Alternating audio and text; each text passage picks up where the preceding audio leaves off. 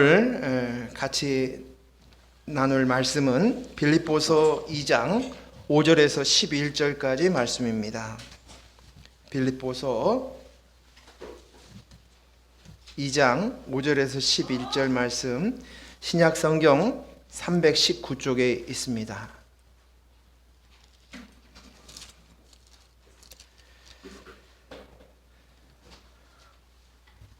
말씀 교독하겠습니다. 제가 먼저 5절 읽겠습니다. 너희 안에 이 마음을 품으라. 곧 그리스도 예수의 마음이니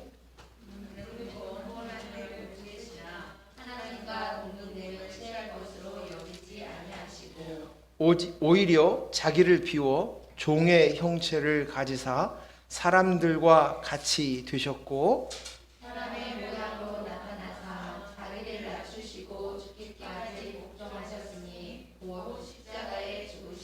이러므로 하나님이 그를 지극히 높여 모든 이름 위에 뛰어난 이름을 주사 하늘에 있는 자들과 땅에 있는 자들과 땅 아래에 있는 자들로 모든 무릎을 예수의 이름에 꿇게 하시고 모든 입으로 예수 그리스도를 주라 시인하여 하나님 아버지께 영광을 돌리게 하셨느니라. 아멘.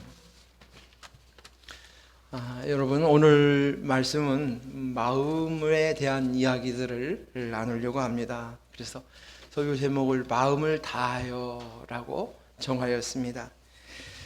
사람은 마음에 따라서 달라집니다. 따라서 움직입니다. 마음이 어떤 마음이냐에 따라서 움직이는 것입니다.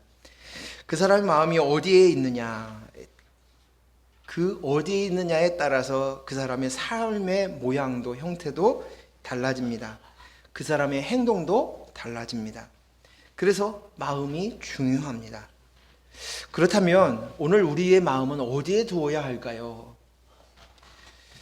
제가 언젠가 읽었었던 한 책이 생각이 납니다. 근데 제목이 기억이 안 나요.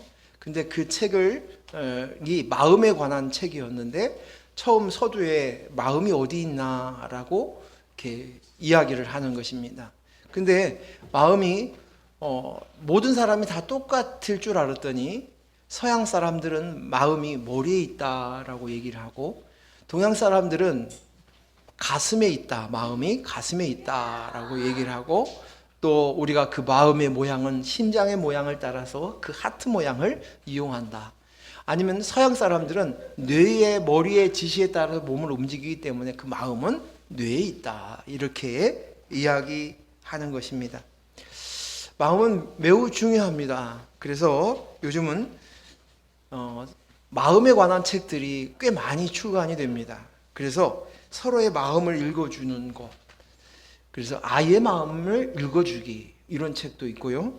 또 반면에 배우자의 마음이 있기, 또 친구와 같이 마음을 나누기, 그리고 부모의 마음을 읽기 등등입니다. 마음에 대한 책들이 많이 있습니다. 목사에게도 그렇게 제가 배웠습니다. 좋은 목사는 성도의 마음을 읽어줄 줄 아는 목사여야 한다. 또 우리가 재직 세미나를 하게 되면 좋은 성도는 어떤 성도냐?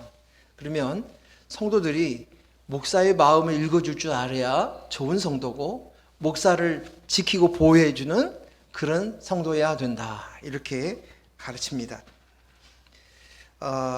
서로의 감정이나 생각 또는 의지를 바로 파악해서 말해주고 또 대변해주고 서로 공감해주고 그런다면 얼마나 좋겠습니까? 굳이 이야기하지 않아도 생각이 같고 또 같이 마음을 공감하고 또 그 어떤 일을 할 때 같은 한 목표를 향해서 그것을 의지를 동원할 수 있는 모습들이 있다면 참 좋겠다라는 생각을 합니다. 성도가 목사인 저의 마음을 읽어주면 얼마나 좋을까?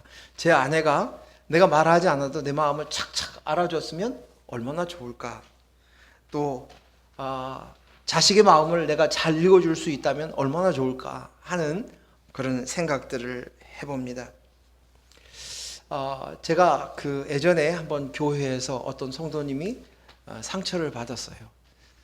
근데 그 성도님이 제 마음이나 제 말을 믿질 않고 다른 사람의 말을 듣는 거예요. 그리고 제 마음을 알아주지를 않은 거예요. 그래서 그것으로 인해서 굉장히 막 속이 상하고 속이 끓었던 순간들이 있습니다. 또 교회를 떠났던 사람들을, 그런 성도님들 속에서 그 성도님들이 내 마음을 좀 알아줬으면 좋겠는데 내 마음을 몰라주고 이렇게 떠나는구나 해서 몇 날 며칠을 끙끙 앓아 누운 적도 있습니다. 우리는 서로의 마음을 갈구해요. 마음이 서로 통하기를 기대하고 마음이 하나 되어지고 그 마음을, 서로의 마음을 확인해서 같이 마음을 갈구하면서 살아갑니다. 마음 하면은 우리가 빼놓지 않고 생각해야 할 부분이 있어요. 저희 교회 이름이 뭐죠? 주마음교회입니다. 주마음교회. 저는 목사가 되겠다는 생각들은 어렸을 때부터 했었습니다. 아마 그 나이가 중학교 한 2, 3학년 때부터였던 것 같아요. 근데 제가 교회를 개척하겠다는 생각들은 한 번도 해본 적이 없어요. 그리고 꿈꿔본 적도 없었습니다. 그런데 이제 어쩔 수 없는 상황 속에서 하나님 앞에 문제가 이렇게 닥쳐서 기도하게 되었어요. 밤마다 그 기도를 하는데, 철회를 하면서 기도할 욕심으로 기도를 시작을 하는데, 기도하다 보니까 갑자기 툭 튀쳐나오는 것이 개척을 놓고 막 기도를 하는 거예요. 그래서 기도하다 보니까 깜짝 놀라가지고 제가 기도하다가 그것을 나도 모르는 사이에 기도가 나와서 입을 다물었습니다. 이게 무슨 일이야? 그리고는 정신을 바짝 차리고 다른 기도를 했습니다. 근데 또 그 다음날 또 기도하는데 또 개척에 나온 이야기가 막 나오고 그리고 이제 교회를 분목사로 사역하던 교회를 사임하게 되어진 것을 성도가 알면서 저한테 물어봅니다. 목사님 이제 어떻게 하실 겁니까? 라고 얘기했을 때 저도 모르는 사이에 저 개척할 겁니다. 이렇게 뛰쳐나온 것이. 하나님 앞에 기도했어요. 제가 질문을 했어요. 하나님, 이 세상 제가 밖에 보니까 교회가 천지입니다. 빌딩마다 다 교회가 있는 경우도 많습니다. 이렇게 교회가 많은데 제가 또 교회를 한다는 것이 무슨 의미입니까? 라고 물었습니다. 그랬더니 그 기도하는 가운데서 어떤 마음을 주시냐면 이게 언젠가에 들었던 생각들이 불현듯 떠오르는 거예요. 한 아버지에게 자식이 5명이 있습니다. 근데 이 자식들이 다 같이 각기 다양하게 부모를 섬깁니다. 어떤 자식은 돈으로 부모를 공경하고, 어떤 자식은 좋은 옷을 사주기도 하고, 어떤 자식은 아버지하고 잘, 부모님과 잘 시간을 보내주면 놀아주는 사람도 있고, 어떤 자식은 맛있는 음식들을 해와서 같이 나누기도 합니다. 이런 자식들이 있는데 이 자식 중에는 가장 마음에 드는 합당한 자식은 어떤 자식이냐? 그것은 부모의 마음을 읽어주는 자식이에요. 이것이 효자이고 옳은 자식이라는 것이에요. 수많은 교회의 명패들이, 십자가들이 있지만 하나님께서 내가 그것을 원한다. 그래서 하나님의 마음을 알고 그 마음에 합한 교회가 되기를 원한다.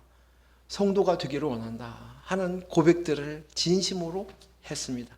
그리고 하나님의 마음, 이렇게 교회라고 하니까 길이가 너무 길어. 그래서 한 글자로 해서 주마음교회, 이렇게 교회의 이름을 정했습니다. 그리고 그때 주셨던 말씀이 어디냐? 오늘 읽었던 빌보서 2장 5절에서 11절 말씀입니다. 여기서 가장 중요한 이 마음이 뭐냐면 1절에서 11절까지 말씀을 우리가 이미 읽었으니까 건너뛰고 5절에 너희 안에 이 마음을 품으라. 이 마음은 무슨 마음? 곧 그리스도 예수의 마음이니 너희는 이 마음을 품으라. 그리스도 예수의 마음. 주마음 교회, 하나님의 마음의 교회는 바로 예수님, 그리스도 예수의 마음을 품으면 되는구나.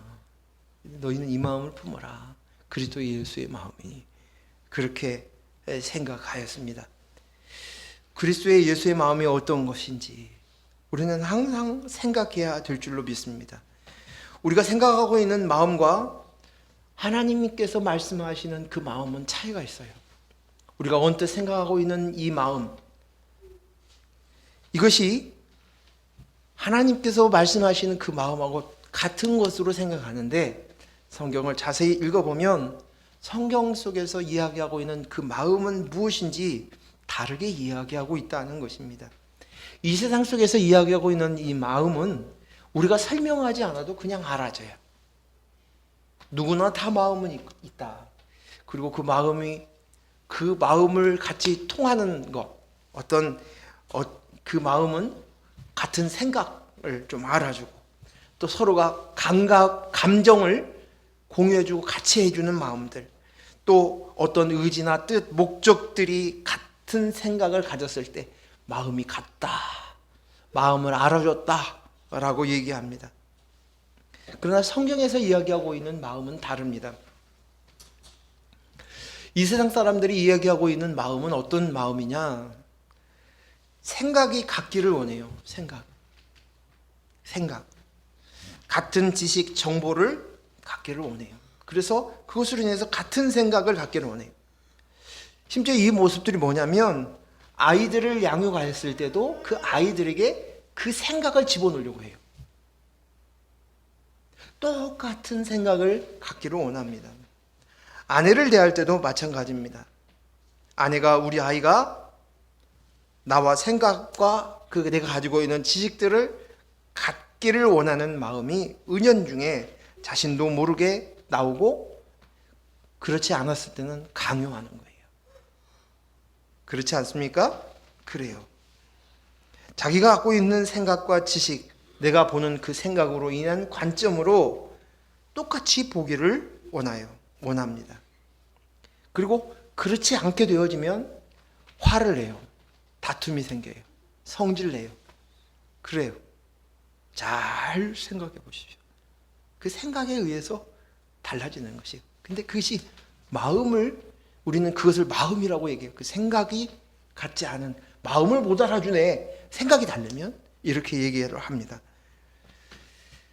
제가 아는 그 목사님이 계시는데, 이 목사님은 그 전라도 목사님이세요. 전라도 출신이에요. 근데 사모님을 경상도 분을 만났어요. 그래서 전라도의 총각과 경상도의 처자가 만나서 결혼을 해서 30여 년, 그건 40년이 가깝게 부부 생활을 하고 있습니다. 근데 그 목사님이 그런 얘기를 하시는 거예요. 아이고, 속이 시원하다는 거예요. 제가 그 전주 출신이지 않습니까? 저거 얘기할 때는 편하다는 거예요. 근데 집에 가가지고 부인하고 정치 얘기만 하면은 지금도 싸운다는 거예요. 포기가 안 되는 거예요. 그 생각이 포기가 안 되는 거예요.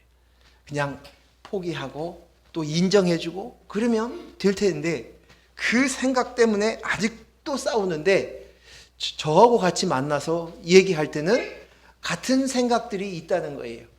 그래서 편하다고 저한테 얘기하는 걸 보고 웃었어요. 목사님도 문제고 사모님도 문제인 것 같다고 웃었습니다. 이 세상의 마음은 감정으로 생각해요. 우리가 생각할 때 그 감정 뭐냐? 그 어떤 장면을 보거나 어떤 TV의 드라마를 봤을 때, 또 어떤 문제나 어떤 사건이 되어졌을 때 그때 같은 감정을 공유하기를 원해요. 공감하는 능력들이 있기를 원해요. 그래서 그때마다 그런 감정을 느꼈을 때 한 마음이다라는 생각을 갖습니다. 그런데 그 공감한다는 것이 그렇게 쉬운 얘기는 아닌 것 같아요. 쉬운 얘기가 아닌 것 같아요. 평생 아내는 남편이 내 마음을 알아주기를 원한다고 얘기해요. 저 인간은 어떻게 아직도 내가 몇 년을 이렇게 있으면 내 마음 하나 못 알아준다고, 폭폭하다고, 내 마음. 이게 사실 알고 보면 감정을 같이 공유하지 못하는, 공감하지 못한다는 것이, 그것은 남편도 마찬가지일 것 같아요. 평생 이 여자는, 이 아내는 내 마음을 이렇게 몰라주냐고 이렇게 얘기할 수도 있어요. 그 마음의 공감이라는 부분이죠. 근데 그것을, 공감을, 감정을 마음이라고 생각합니다. 근데 재미나는 것은요, 이렇게 부부가 같이 살아다 보면, 세월이 지나다 보면 이제 남자가 점점 나이 먹으면서 여성 호르몬이 나오기 시작해요. 그리고 이제 조금 공감할 수 있을까 싶었더니 그 사이에 아내가 바뀌어졌어요. 아내의 목소리가 굵어지기 시작해요. 남성 호르몬이 나오기 시작해 터프해지기 시작하는 거예요. 그리고는 TV 앞에서 남편이 젊은 날의 아내처럼 드라마를 보며 눈물을 뚝뚝 흘리고 있으면 손가락에 무슨 남자가 말이지 저 드라마 보면 울고 있냐고 그거에 놀리고 있어요. 뭐예요?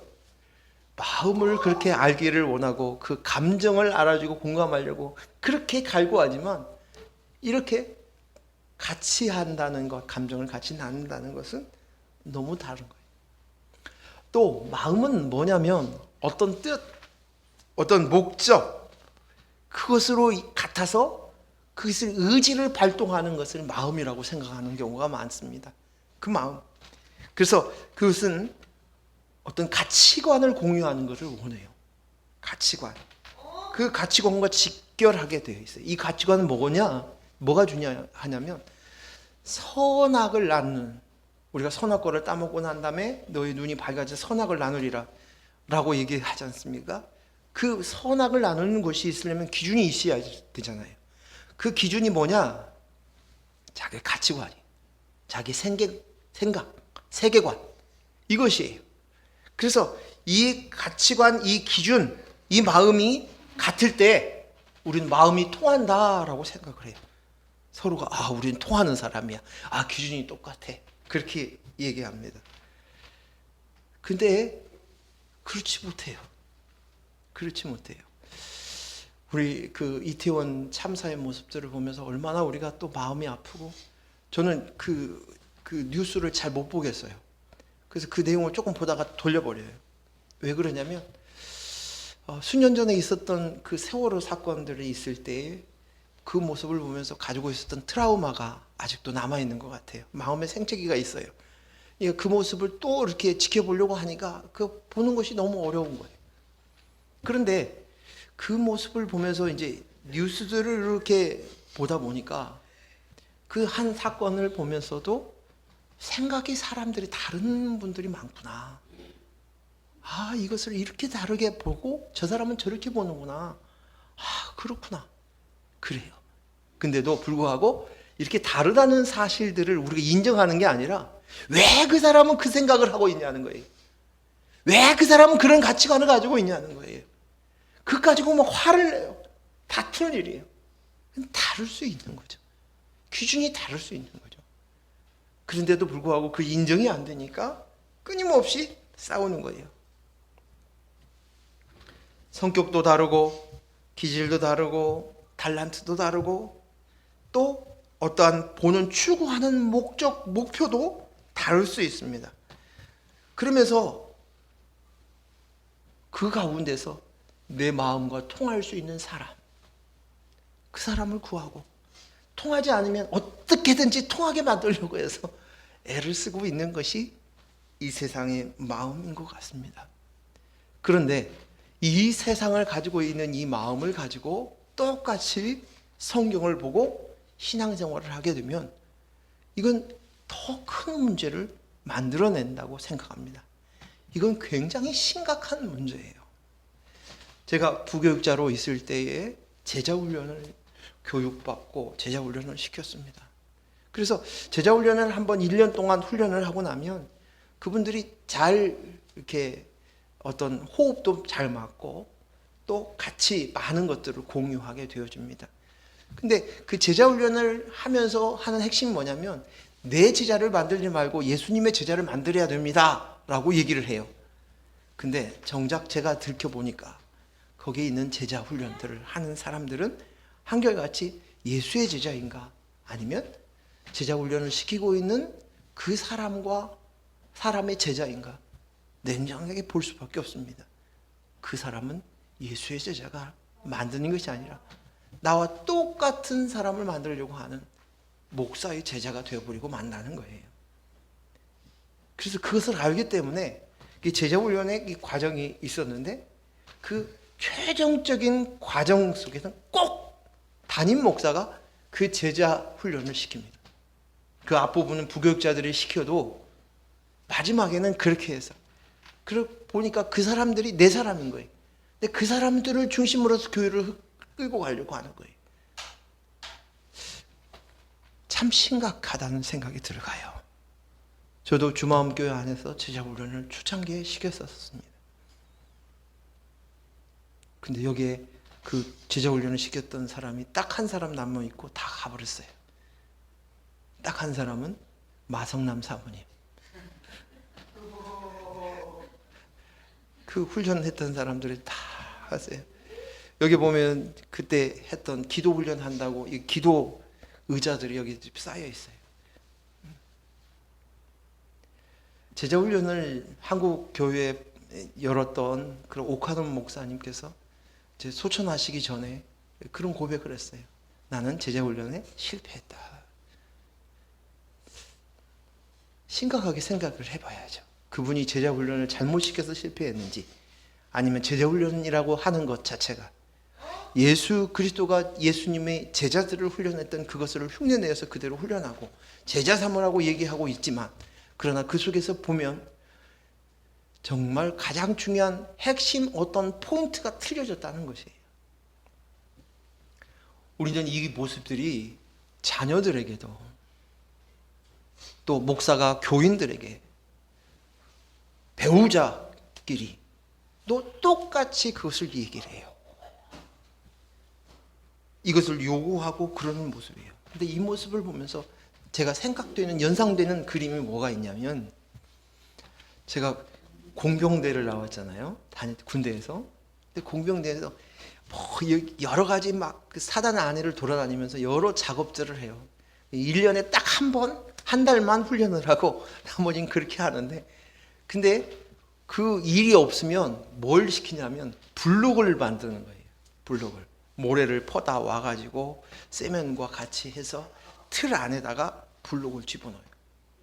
그래서 그 안에 블록을 이렇게 콕콕 찍어내요. 찍어내가지고 확 수동으로 다, 요즘 기계로 다 나오지만, 근데 그 부대 안에서 그 일을 하는 거예요. 근데 세면의 그 농도, 비율이 똑같아야 돼. 세면과 모래야 비율. 그리고 모양도 똑같아야 돼. 무게도 똑같아야 돼. 그걸 갖추어야 돼. 그래서 블록을 하나씩 올려놨는데, 어쩌면 나와 똑같은 사람을 만들어내려고 하지 않는가. 특히 목사가 그런 사람이지 않았는가 하는 생각들이 듭니다. 참 마음이 아파요. 그런데 이 모든 것들을 보면 어떤 생각이 같아야 돼요. 마음이 좀 통해야 돼요. 어떤 목표나 의지가 똑같아야 돼요. 이렇게 얘기했던 이 마음들에 대한 이것들을 얘기하면 뭐냐면 지정의예요. 지식과 감정과 의지. 그래서 지정의, 혼적인 부분이라는 거예요. 이것을 혼적인 부분이라고 얘기하지 않습니까? 그것을 마음이라고 생각하고 그걸 붙들고 살아가고 있다는 거예요. 이 세상 사람들이 가지고 있는 그 마음의 기준이, 그 기준이에요. 그런데 오늘 성경에서 이야기하고 있는 마음은 무엇이냐? 우리가 알아야 될 그 마음은 어디에다 두어야 될 것인가? 그것은 마태복음 22장 37절에서 40절 말씀 같이 읽습니다. 앞에 스크린 보시고 같이 읽습니다. 시작. 예수께서 이르시되 내 마음을 다하고 목숨을 다하고 뜻을 다하여 주 너의 하나님을 사랑하라 하셨으니 이것이 크고 첫째는 계명이요 둘째도 그와 같으니 내 이웃을 내 자신같이 사랑하라 하셨으니 이 두 계명이 온 율법과 선지자의 강령이라. 여기에 있는 온 율법과 선지자의 강령이다라고 얘기하는 이것을 한마디로 얘기하면 뭐냐면 성경이다, 그거예요. 성경. 여기에 있는 율법과 선지자들의 이야기들, 이 기록이 뭐냐? 성경이에요. 근데 성경의 전체가 무엇이냐? 하나님을 사랑하고 내 이웃을 내 몸처럼 사랑하라는데, 그 사랑한다는, 하나님을 사랑하는 그것에 대해서 어떻게? 마음을 다하라, 목숨을 다하라, 뜻을 다하라. 근데 이 말씀을 한 구절에만 써놓은 것이 아니라 마가복음에도 똑같이 이야기하고 있어요. 같이 읽습니다. 마가복음 12장 29절에서 31절 같이 읽습니다. 시작. 예수께서 대답하시되 첫째는 이것이니 이스라엘아 들으라. 주 곧 우리 하나님은 유일한 주시라. 내 마음을 다하고 목숨을 다하고 뜻을 다하고 힘을 다하여 주 너의 하나님을 사랑하라 하신 것이요. 둘째는 이것이니 내 이웃을 내 자신과 같이 사랑하라 하신 것이라. 이보다 더 큰 계명이 없느니라. 아멘. 누가복음 26절 27절 말씀 읽습니다. 시작.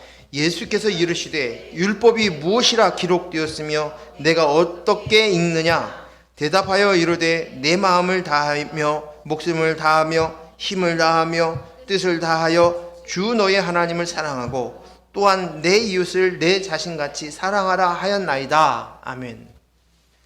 여기에 반복적으로 이야기하는 이야기를 성경 한 구절에 이야기한 것이 아니라 이렇게 반복해서 공간복음에 다 강조해서 얘기했어요. 굉장히 성경의 가장 중요한 핵심이기 때문에 제가 오늘 이 이야기 같은 내용입니다 라고 끝나는 것이 아니라 오늘 마태복음, 마가복음, 누가복음의 이 이야기를 같이 읽는 것은 여러분 안에도 똑같이 이 말씀들을 각인시키기 위해서 번거롭지만 다 성경을 읽게 한 것이에요. 여기에 표현되어 있는 다하여라는 말을 3번, 4번씩 반복해요. 마태복음에서는 마음을 다하고 내 마음을 다하고 목숨을 다하고 뜻을 다하고, 그리고 누가복음, 마가복음에서는 마음을 다하고 내 마음을 다하고 목숨을 다하고 뜻을 다하고 힘을 다하여. 또 똑같이 내 마음을 다하고 목숨을 다하고 힘을 다하여 뜻을 다하여 라고 이야기하고 있습니다. 이것을 다 한다, 다 한다. 온 힘을 우리가 피좀 어린 우리가 해야 될 너희가, 하나님께서 우리에게 주신 성경, 그 나와 있는 모든 것이 온 힘을 다하여 온 마음을 다 쏟아야 될 것, 그것은 하나님을 사랑하는 것, 그것이다 라고 이야기하고 있습니다. 이것이 핵심이라는 것이에요. 우리의 마음 속에 가장 힘써야 될 것, 그것은 내 마누라, 내 부인이 나하고 같은 마음이 있었으면 좋겠어. 왜 당신은 내 마음을 몰라주냐라고 평생을 펄쩍펄쩍 뛰며 살 것이 아니라, 제발 좀 성도님들 내 마음 좀 알아주십시오, 이것이 아니라, 이 마음이 아니라 내 마음, 너의 안에 뭐예요? 하나님 사랑하라, 하나님 사랑하라. 이곳에 온전히 그 마음에 있어야 할 그곳에는 이것이 있어야 된다는 것이, 모든 것을 다하여 너가 가지고 있는 것, 지정의 모든 것을 동원하여서 하나님을 사랑하라는 것입니다. 이것이 모든 성경의 핵심이고 전부입니다. 율법이고 선지자의 강령이다고 이야기한 것입니다. 그래서 성경에 이야기하고 있는 그 마음은 이 땅에 있는 사람들이 이야기하고 있는 인본에서 나오는 그 지정의가 아니라는 것이에요. 그것이. 그러면 지정의가 나쁜 것이냐? 그건 아니에요. 지정의는 그냥 있을 그 자체예요. 그냥 누구나 가지고 있는 거예요. 사람이라면 그런 감정을 느끼고 생각이 있고, 그리고 그것에 어떤 들어지는 어떤 것이 들어오냐에 따라서 달라질 수 있는 것이 지정의인 거예요. 중요한 것은 여기 위에 머리에 뭐가 있느냐, 그거예요. 그렇다면 그 머리가 뭐냐? 성경에는 마음이라는 것이에요. 우리가 알고 있는 세상 사람들은 마음은 이 지정을 마음이라고 얘기를 하는데 그 마음이 아니라, 그것이 아니라 너의 마음은 진짜는 하나님이라는 거예요. 하나님을 사랑하는 거. 인본으로서 온 그 지적의가 마음인 줄 착각하며 살아요. 그것은 쉽게 얘기하면 그런 거예요. 쉽게 얘기하면 아담과 하와가 선악과를 따먹었어요. 그렇죠? 그럼 뭐라고 얘기하냐면 이 선악과를 따먹어. 그러면 너도 하나님처럼 될 수 있다 라고 얘기합니다. 하나님처럼. 너의 눈이 밝아서서 선악과를 따먹으면 하나님처럼 될 수 있어. 그 말을 듣고 난 다음에 아담과 하와가 선악과를 보니까 뭐예요? 먹음직스럽고 보암직스럽고 지혜롭게 할 만큼 탐스럽게 보여지는 것이. 그리고 그 선악과를 따먹었어요. 그러면 근본 무엇입니까? 이것은 지정이가 발현이 되었을 뿐이지 그 앞에는 사단의 마음과 생각이 그대로 주입이 된 거예요. 즉 다시 말해 머리가 따로 있다는 거예요. 영향을 받는 거예요. 내가 가지고 있는 생각, 내가 가지고 있는 마음, 이것들이 정답인 것 같고 옳은 것 같고 얘기하지만 사실은 사단이 심어준 생각들에 의해서 노예가 된다는 것이에요. 그것이 무엇이냐? 인본이라는 것이에요. 하나님 없이 내가 하나님 되겠다는 생각. 나도 하나님이 돼야 스스로 있는 자, 나는 내가 나야라고 얘기할 수 있는 I am that I am, 나는 스스로 있는 자다, 나는 나다 라고 얘기할 수 있는 분은 하나님밖에 없는데, 사람이 피조물이 하나님의 자리에 서서 내가 하나님이야 라는 생각들을 심어주고 난 다음에 생겨지는 현상들이라는 것이. 근데 인생은, 사람들은 계속 그 마음을 붙들고 살아가는 거예요. 뜬구름 잡듯이 그 마음. 왜요? 허전해요. 나를 누군가 알아줬으면 좋겠어요. 내 마음을 좀 알아줬으면 좋겠어요. 외로워요. 고독해요. 그러니까 그것을 하는 거예요. 그것을 따라가는 거예요. 근데 인간은 착각인 거예요. 하나님께서 흙으로 사람을 만드셨습니다. 그렇죠? 사람의 모양으로 흙으로 만들었어요. 그냥 그것은 흙이에요. 짐승들도 흙으로 만드셨다고 이야기하고 있어요. 하지만 그 이후에 생기를 불어넣으셨어요. 그러자 생명이 되었어요. 하나님의 영이 없으면 우리는 빈 그릇인 상황인 거예요. 하나님, 우리의 마음 안에는 하나님만이 차지해야 될 그 자리인데 하나님이 떠나고 난 이후에 빈 그릇이 되어버렸어요. 그래서 우리가 그때 이 모습이 뭐라고 얘기를 해요? 죄인이다 라고 얘기하는 것입니다. 창세기 1장 2절 말씀 한번 읽겠습니다. 같이 읽습니다. 시작.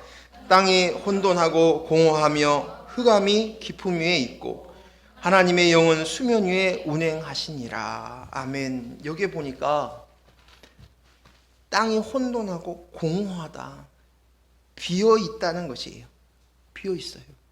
땅은 뭐예요? 사람이에요. 이 땅에 사람도 흙으로 만들었고 짐승도 흙으로 만들었고 사람이 죽으면 흙으로 돌아가는 거예요. 우리가 알잖아요. 근데 그 흙인 그것이 모습들이 어떤 상태냐? 공허한 상태라는 거예요.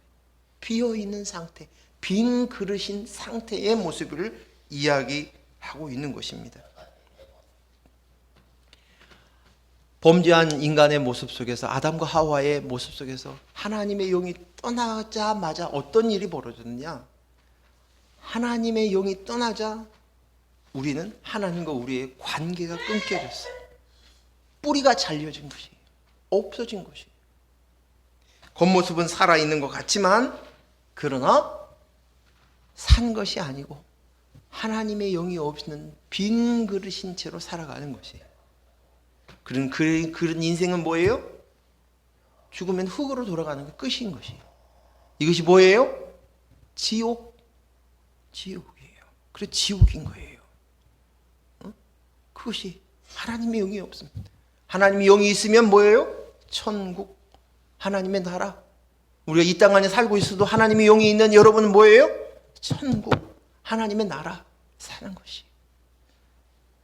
근데 오늘 예수 그리스도께서 오셔서 하신 모습이 뭐냐? 하나님을 사랑한다. 예수님께서 이 땅에 오셔서 하신 그것은 우리가 되셔서 대신해서 십자가에 못 박혀 죽으시고 우리를 깨끗게 하신 목적이 하나님의 영, 아들의 영, 예수님의 영, 그 아들의 영을 주어서 하나님과 우리 사이의 관계가 회복되었다. 이것이 뭐냐? 사랑이에요. 사랑. 쉽게 얘기하면 뭐냐면 우리가 얘기하는 사랑, 그거 미워하지 않는 거야, 시기하지 않는 거야, 질투하지 않는 거야, 이런 것을 사랑이라고 얘기하지만 핵심은 뭐냐면 그 사랑의 어떠한 사랑으로 인해서 나타나는 결과물인 거예요. 표현인 거예요. 열매인 거예요. 즉 다시 말해서 하나님과의 나 사이의 관계가 이루어졌을 때 이러한 일들의 열매들이 이루어지는 거예요. 그래서 하나님과 나 사이가 관계를 맺어진 것, 이것이 사랑이구나. 자식이 아버지를 향해서 아버지시군요, 내가 아들이구나, 이거를 아는 것을 뭐예요? 관계가 맺어졌군요 되어졌을 때 표현하지 않아도 그 속에 존경이 나오고 사랑이 나오는 거예요. 이 모습의 관계, 이것을 사랑이라고 표현할 수 있는 것이에요. 그리스도의 영과 연합이 되어졌을 때, 아들의 영이 내 안에 들어왔을 때, 연합된 우리의 모습들이 되어졌을 때, 이것이 뭐냐? 사랑이에요. 하나님의 사랑이 우리 속에 임했다 라고 얘기할 수 있는 것이. 자, 이사야서 40장 17절 말씀 읽겠습니다. 시작. 그의 앞에는 모든 열방이 아무것도 아니라 그는 그들을 없는 것 같이 빈 것 같이 여기시느니라. 아멘. 그 앞에는 누구예요? 하나님이요. 하나님 앞에 모든 열방이 있어요. 눈에 보여지는 모든 열방, 이 땅을 기세등등하게 다스리고 있는, 힘쓰고 있는 그들이 보는 열방들이 있지만, 근데 하나님 보시기에 그들은 아무것도 아니라는 거예요. 그들은 없는 것 같이 빈 것이다 라고 표현하고 있어요. 즉 다시 말해서 그 속에 하나님의 영, 그리스도의 영이 없으면 그들은 하나님 앞에 아무 의미가 없는 거예요. 아무것도 아니라는 것이. 그래서 죄가 무엇이냐? 성경에서 이야기하고 있는 죄는 살인하고 강도하고 남의 것을 훔치고 도적질하고 빼앗고 하고 시기하고 질투하고 하는 그것이 죄가 아니라 뭐예요? 그것은 죄인에게서 나오는 열매인 거예요. 하나님의 영이 없는, 그리스도의 영이 없는 자를 죄인이라고 얘기합니다. 죄라고 얘기합니다. 하나님의 영이 없는 건, 하나님의 기준은 딱 그거 하나예요. 우리의 행위를 가지고 얘기하는 것이 아니에요. 사람들은 자꾸만 행위로 이야기하려고 해요. 행위로 증명하려고 해요. 행위로 자랑하려고 해요. 행위로 나의 나됨을 드러내려고 얘기해요. 그것으로 가치와 의미를, 보람을 찾으려고 합니다. 하지만 아니에요. 우리에게 가치와 의미, 그것은 내 속에 그리스도의 영이 있으므로 이미 그것은 충족이 된 거예요. 그런데도 사람은 행위를 가지고 쫓아가는 거예요. 그래서 우리는 그리스도의 영이 없이 태어난 존재, 그것이 죄인이라는 사실들을 인지해야 돼요. 시편 51편 5절 시작. 내가 죄악 중에서 출생하였으며 어머니가 죄 중에서 나를 잉태하였나이다. 이 다윗의 고백이에요. 다윗의 시편의 고백이에요. 이 말을 우리가 이게 무엇인가? 우리는 하나님의 영이 없으면 죄인이구나, 죄악 중에 잉태되어서 태어났구나, 이것을 인정하지 않으면 예수님이 오셔도, 우리 눈앞에 오셔도 우리는 구원받을 수 없어요. 수많은 바리새인 율법사들이 예수님이 왔어도 받을 수가 없었던 것이에요. 마태복음 7장 22절 23절. 마태복음 7장 22절 23절 읽습니다. 시작. 그날에 많은 사람이 나더러 주여 주여 우리가 주의 이름으로 선지자 노릇하며 주의 이름으로 귀신을 쫓아내며 주의 이름으로 많은 권능을 행하지 아니하였나이까 하리니 그때 내가 그들에게 밝히 말하되 내가 너희를 도무지 알지 못하니 불법을 행하는 자들아 내게서 떠나가라 한지라. 사람들은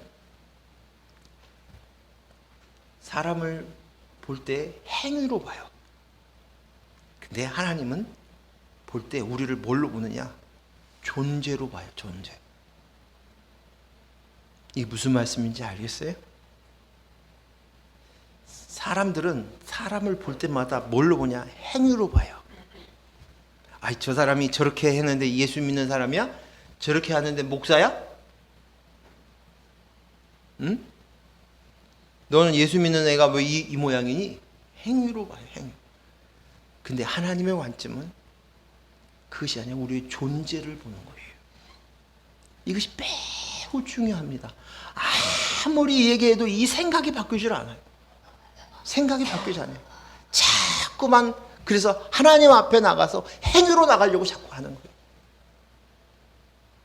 우리가 바리새인 율법사들을 욕하면서 예수님이 얘기했던 야 독사의 새끼들을 하는 그 바리새인이라고 얘기하는데 내가 지금 바리새인의 행위를 하고 있는 것을 몰라요. 못 알아듣는 거예요.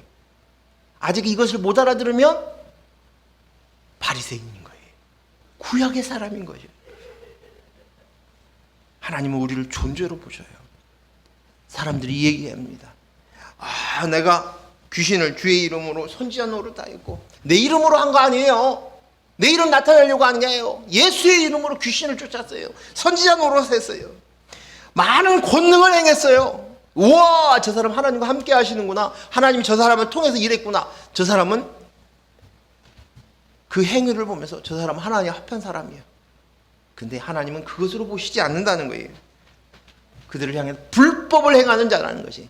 하나님 보시는 그 요구하시는 것은 우리 행위가 아니라는 거예요. 만약 그 행위로 봤다면 오늘 하나님 앞에 쓸 자가 누가 있겠습니까? 잠깐은 선한 일을 행했을런지 몰라요. 그러나 하나님 앞에서 생각으로 마음으로도 지은 죄로도 하나님 앞에 범죄한 것이라고 얘기하는데 하나님 앞에 쓸 자가 누가 있냐는 거예요. 아무도 없어요. 아무도 없어요. 하나님께서 우리에게 요구하시는 것은 존재예요. 내 안에 그리스도의 영으로 되었니? 그래서 그렇게 된 자니? 라는 것입니다. 하나님과 관계가 바로 사랑입니다. 하나님의 영, 그리스도의 영이 없으면 아무것도 아닙니다. 이것을 이야기하는 것이 관계가 맺어진 그것이 사랑, 이 관계가 되지 않으면 아무것도 아니다. 이것을 얘기하는 것이 뭐냐? 고린도전서 13장이에요. 이 이야기예요. 한번 읽어볼까요? 고린도전서 13장 1절에서 3절만 읽겠습니다. 같이 읽습니다. 시작. 내가 사람의 방언과 천사의 말을 할지라도 사랑이 없으면 소리나는 구리와 울리는 꽹과리가 되고 내가 예언하는 능력이 있어 모든 비밀과 모든 지식을 알고 또 산을 옮길 만한 모든 믿음이 있을지라도 사랑이 없으면 내가 아무것도 아니에요. 내가 내게 있는 모든 것으로 구제하고 또 내 몸을 불사르게 내줄지라도 사랑이 없으면 내게 아무 유익이 없느니라. 아멘. 여러분, 여기에 있는 이 말씀이 뭐냐? 우리는 이것을 행위로 얘기하면 어떻게 이렇게 할 수 있어? 라고 얘기합니다. 그리고 이 말씀을 이해할 수 없는 거예요. 이 사랑은 뭐냐? 너 안에 존재가 되었느냐? 그리스도의 영에 있어서 하나님과 연합된 모습으로 하나님이 처음 만들었던 창조한 그 모습대로 회복되었니? 그것이에요. 보기에 심히 좋았더라. 그것이 보기에 좋은 것, 하나님의 그 선이 하나님의 뜻대로 이루어졌느냐? 그것이 하나님의 뜻은 내 속에 다시금 그리스도의 영으로 들어와서 하나님과 관계가 영성이 되어져 이 존재가 되는 것이에요.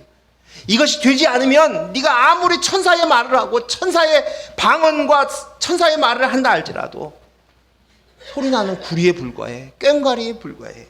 예언하는 능력이 있고 모든 비밀과 지식을 많이 알고 있고 산을 옮길 만한 믿음이 있다 할지라도 꽝이라는 것이 사랑이 없으면, 그 존재가 되지 않으면, 행함이 아니라 내 안에 그리스도의 영이 있느냐, 내 안에, 내 마음 안에 그리스도의 영이 있느냐, 이것입니다. 오늘 우리는 손양원 목사님을 보면서 그 손양원 목사님을 많이 존경을 합니다. 그렇습니다. 제가 신학교 다닐 때 손양원 목사님의 그 자손이 오셔서 간증을 하셨어요. 그 손양원 목사님이 그 아들 둘을 죽였던 그 아들들을 그 죽였던 그 사람을 자기 양아들로 삼았던 그런 이야기들까지 이렇게 책으로 읽었는데 실제로 들으니까 가슴이 떨려. 그래요, 하나님, 나도 저렇게 손양원 목사님처럼 살고 싶어요.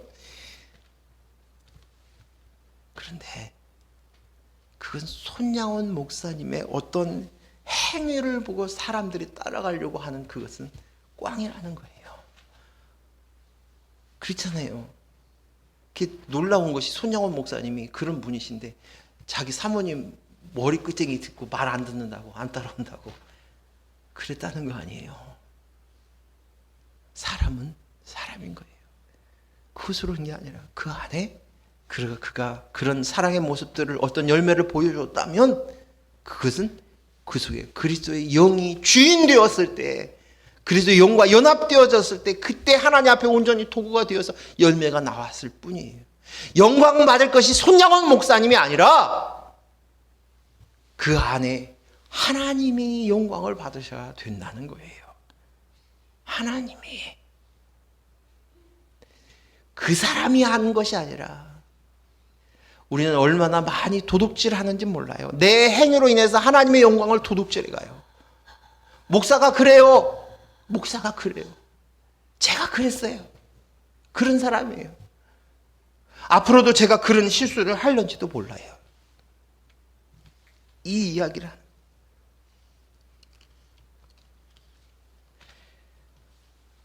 사도 바울 선생님이 고민이 있었어요. 내 안에 두 마음이 있다. 두 가지의 법이 있다. 그 고민을 토로하는 모습이 있습니다. 로마서 7장 21절에서 25절 말씀입니다. 같이 읽습니다. 시작. 그러므로 내가 한 법을 깨달았노니 곧 선을 행하기 원하는 나에게 악이 함께 있는 것이로다. 내 속사람으로는 하나님의 법을 즐거워하되 내 지체 속에서 한 다른 법이 내 마음의 법과 싸워 내 지체 속에서 죄의 법으로 나를 사로잡는 것을 보는도다. 오호라, 나는 공고한 사람이로다. 이 사망의 몸에서 누가 나를 건져내랴. 우리 주 예수 그리스도로 말미암아 하나님께 감사하리로다. 그런즉 내 자신이 마음으로는 하나님의 법을, 육신으로는 죄의 법을 섬기노라. 아멘. 사도 바울 안에, 그 위대한 사도 바울 선생님 안에 두 가지의 마음속에 법이 있다는 거예요. 그럼 법이 뭐예요? 그 법에 따라서 다스림을 받는 거예요. 그렇죠? 그 법이 어떤 법이냐에 따라서 적용이 달라지는 거 아니에요. 그 법이 어떤 법이 주인이냐에 따라 달라지는데, 내 속에는 두 가지 법이 있는데, 하나는 죄의 법과 마음의 법, 하나님의 법이라는 것이에요. 육신의 법이냐, 죄의 법이냐는 것이에요. 죄의 법이 뭐예요? 그것은 그리스도의 영이 없는 법이에요. 그리스도의 영이 없으면 뭐가 주인이 노릇해요? 인본이에요. 지정가. 이 땅에 있는 인본의 사단에게 심기어진 그 생각들의 노예가 이미 물들어져서 살고 있는, 엄마의 뱃속에서부터 물들어져서 살고 있는, 그것이 당연한 줄 알고, 그것이 뿌리인 줄 알고, 내가 이 씨면 이 씨가 내가 그는 이재탁이라는 그것으로만 살고 있는 그것으로 살고 있는 나를 향해서 그 법에 그 행위에 따라서 살고 있는, 다스림을 받고 있는데, 그 죄의 법이 아직도 내게 살아있다는 것이. 근데 하나님의 법, 마음의 법이 뭐예요? 마음의 법, 하나님의 법. 하나님이 그 안에 계셔서 그 마음을 다스리는 거예요. 내가 마음의 법, 하나님의 법, 그리스도의 영 안에서 다스리는 그것으로 살기를 원하는데, 근데도 내가 때때로 이 육신의 법이 나를 괴롭힌다. 죄의 법이 나를 다스린다. 그것은 나는 공고한 자로다. 오라, 나는 공고한 자로다. 그게 무슨 말이에요? 나는 비참한 사람이라는 그 뜻이에요. 공고한 자라는 거예요. 난 비참한 사람이다. 어찌할꼬? 라고 얘기합니다. 그리고는 그 이어서 뭐라고 얘기해요? 우리 주 예수 그리스도로 말미암아 하나님께 감사하노라. 뭐 때문에? 예수 그리스도가 나를 위해서, 이런 나를 위해서 예수 그리스도. 내 행위가 이런 상황 속에서도 있어도 내 안에 그리스도의 영이 계시네. 그리스도의 영으로 말미암아 내가 되었네. 이것으로 인해서 내가 이제 하나님 감사하노라. 내가 그럼에도 불구하고 오라, 난 공고한 자로다. 그것을 알고 있음에도 불구하고 그 행위로 나가지 않고 뭘로 나가는 거예요? 내 속에 되어진 그것으로, 이 지식으로 나가는 거예요. 이 지식으로. 아, 내 속에 그리스도의 영이 있지. 그것으로 존재로 되어졌지. 내 삶은 이 두 가지의 마음이 끊임없이 살았다가, 어떤 때는 육신의 법으로 살았다가, 죄의 법으로 살았다가, 어떤 때는 하나님의 법으로 살았다가, 이런 것으로 인해서 내가 행동을 봤을 때는 참 답답하고 폭복해서 공고한 자로다. 난 비참한 자로다. 라고 얘기했는데, 이제 보니 예수 그리스도로 말미암아 나는 하나님 앞에서 내가 존재가 되었구나. 이것으로 인해서 감사하노라. 마음으로는 하나님의 법을, 육신으로는 죄의 법을 섬기노라. 그럼에도 불구하고 하나님께 감사하노라 얘기하는 거예요. 우리의 싸움은 혈과 육의 싸움이 아니에요. 우리의 마음의 싸움인 거예요. 그리스도의 영이 없으면 이 마음은 자고 있어요.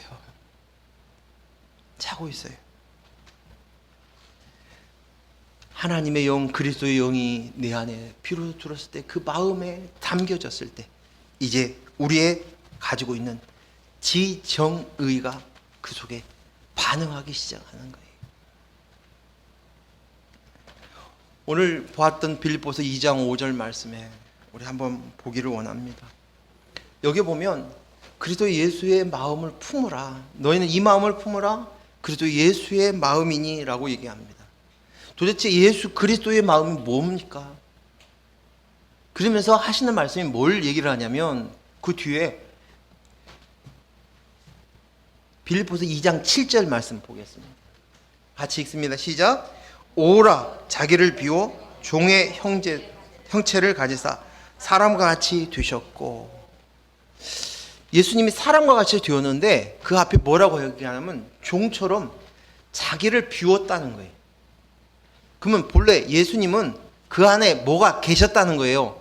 근데 뭐냐? 그 앞에 하나님과 동종됨이 되었다는 거예요.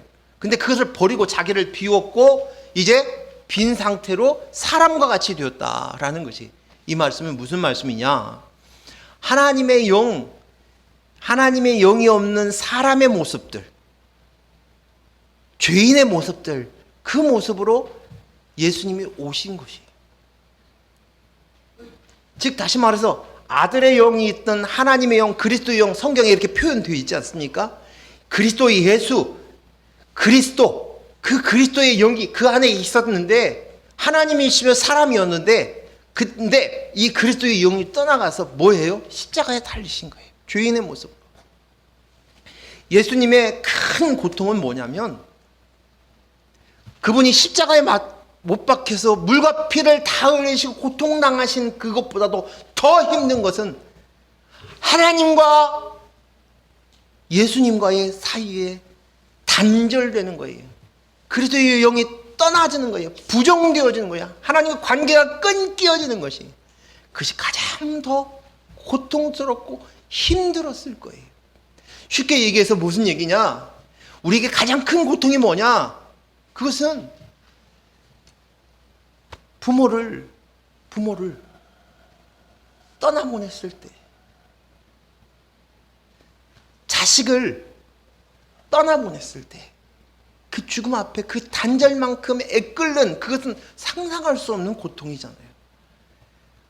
하나님이신 그분이, 아들이신 그분이 하나님과 같은 분이신데 이제 그거 관계가 끊겨진 거예요.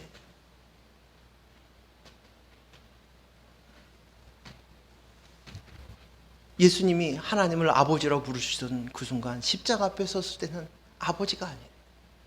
재판관 앞에 서 있는 주예요.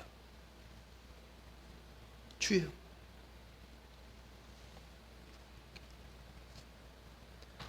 오늘 예수님께서 이 단절을 맛보셨어요. 사람의 모습과 똑같이 되셨어요. 내가 되셨어요. 그래서 내 대신에 십자가에 못 박혀 죽으셨습니다. 왜요? 왜요? 단 한 가지예요. 예수님처럼 되기를 원하셨어요. 그것을 위해서요. 오늘 그 핵심이에요.